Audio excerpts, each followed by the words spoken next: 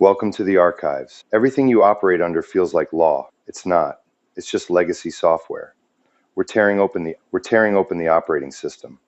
We navigate our daily lives through a complex matrix of concepts like nations, money, and laws. These are imagined orders, essentially legacy code running on human hardware to structure our society.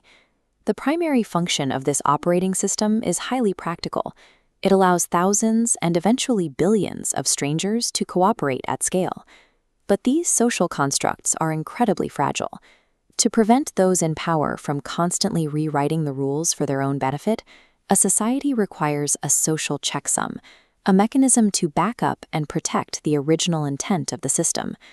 Right now, the logic loop is failing. We have confused the conceptual map of our society for the physical territory of the real world. Look at the framework of Joseph Campbell's hero's journey or ancient religious traditions.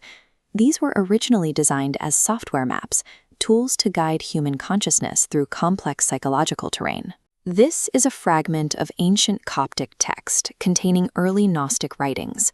Over time, a systemic collapse occurred in how we process information like this. We started treating these symbolic, metaphorical myths as literal, material history.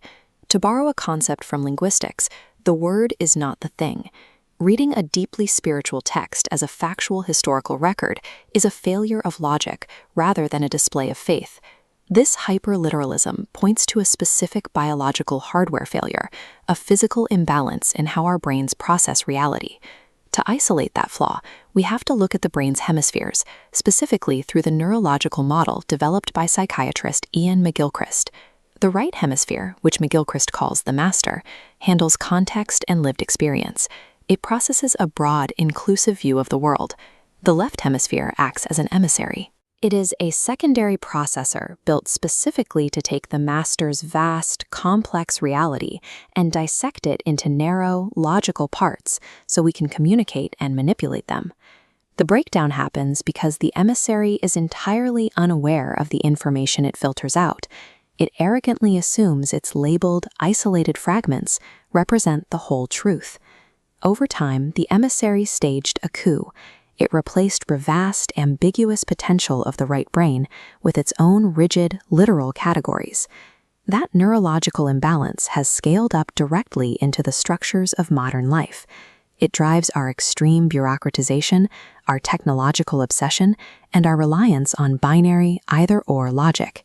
We built an environment that actively punishes necessary ambiguity while heavily rewarding simple, unambiguous contradictions. This creates a vicious cycle.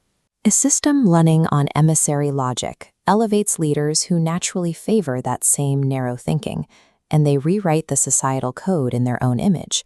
We are caught in a self-replicating loop. Our external institutions actively force our internal minds to operate more mechanically. You cannot troubleshoot a hardware error using the flawed logic that caused it. To fix the system, you must access the core kernel and rewrite the rules.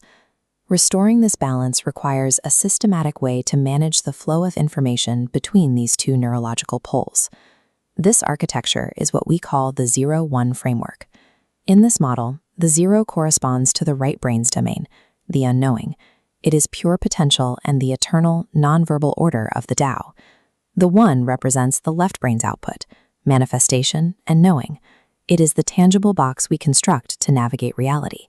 Your core task is to act as the conscious bridge between the two. You translate the vast, wordless data of the unknowing into a usable form without letting that structure become a prison. True autonomy requires you to exist in motion. You refuse to live entirely in the formless 0 or the rigid 1, and instead maintain an active flow between them. This chart displays the 64 hexagrams of the ancient Chinese I Ching. Long before modern neuroscience, early civilizations attempted to map this kernel logic by relying on the binary mathematical patterns found in nature. When these two modes interact correctly, they produce a result greater than their sum. 1 + 1 = 3. The conscious synthesis of the emissary and the master creates an entirely new emergent reality. That emergent result is the sovereign self, an autonomous user with the capacity to override legacy code. Identify one social expectation or personal myth that you currently treat as a physical law. Strip it down to its base code and see how it functions. Recognize these literalist illusions for what they actually are. Take the position of the observer, step outside the emissary's logic, and rewrite your own reality. We're done treating ancient maps as laws. We use the protocol to strip away the noise. Stop watching from the sidelines. Like, subscribe, and keep wandering.